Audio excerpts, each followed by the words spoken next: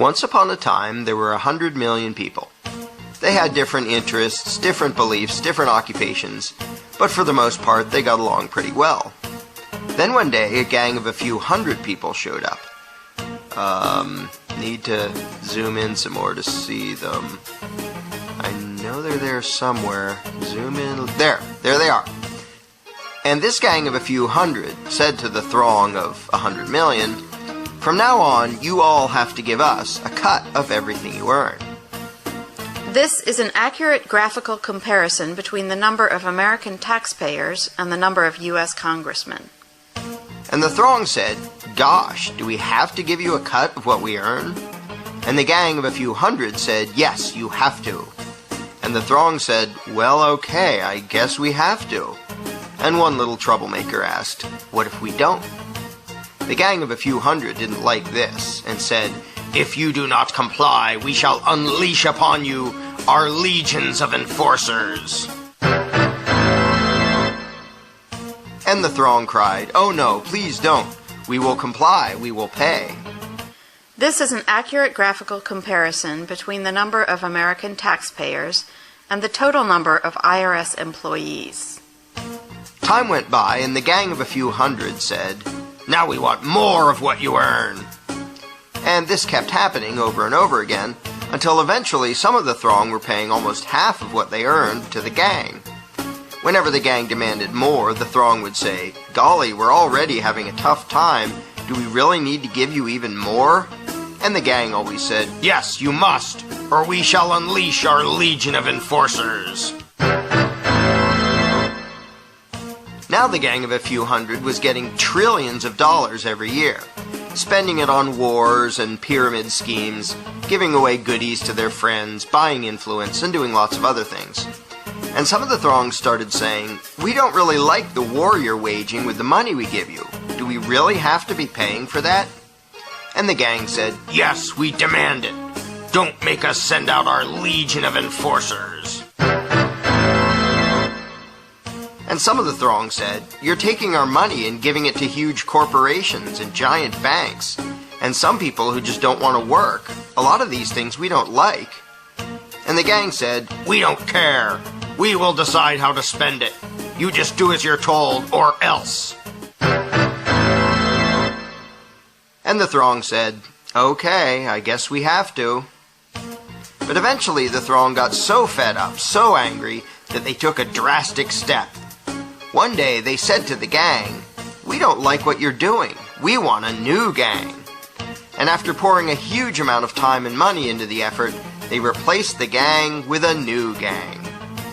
Then the throng pleaded with the new gang, "Now, at long last, can we keep our own money, or at least keep more of it?" And the new gang said, "Sorry, but after much discussion, we've decided that you can't.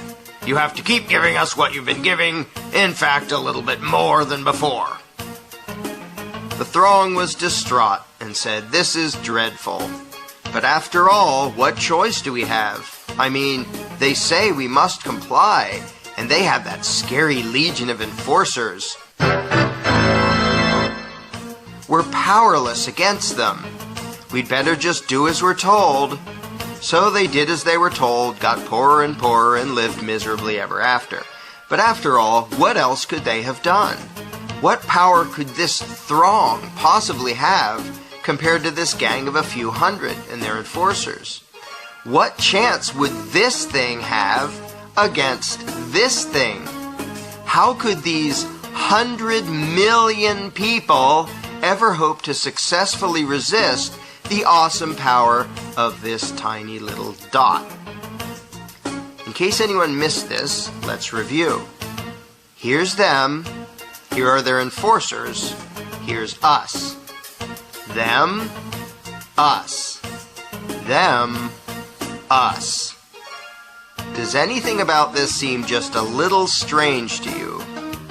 Are you perhaps wondering, why does the throng need the permission of the dot to do anything? Why do these people feel the need to ask this tiny little dot if they can keep more of what they earn? Why would they spend year after year literally begging for lower taxes from this little dot? Is this dot just really darn intimidating? Is it very persuasive in its reasoning? To be blunt, why would this throng give a rodent's backside what this tiny little dot wanted? The fact that this tiny dot has the gall to issue such demands to such a throng is pretty startling in and of itself. But what is far more amazing is that the throng obeys this minuscule little parasitic gang of control freaks. What could possibly explain this? Let's ask the dot. This is how it works. When we, the dot, take your money and spend it on things you don't like, we're representing you. In fact, though you're not allowed to actually keep your own money, you're allowed to decide which little dot will steal half of what you earn. So that really means that you're in charge and that you're agreeing to give us your money.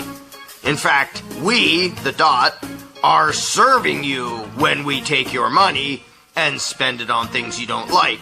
And so you should thank us and treat us with great respect and honor for having robbed you on your behalf for your own good in order to serve you by doing things you don't want us to do. So there you have it. I hope that cleared everything up for you.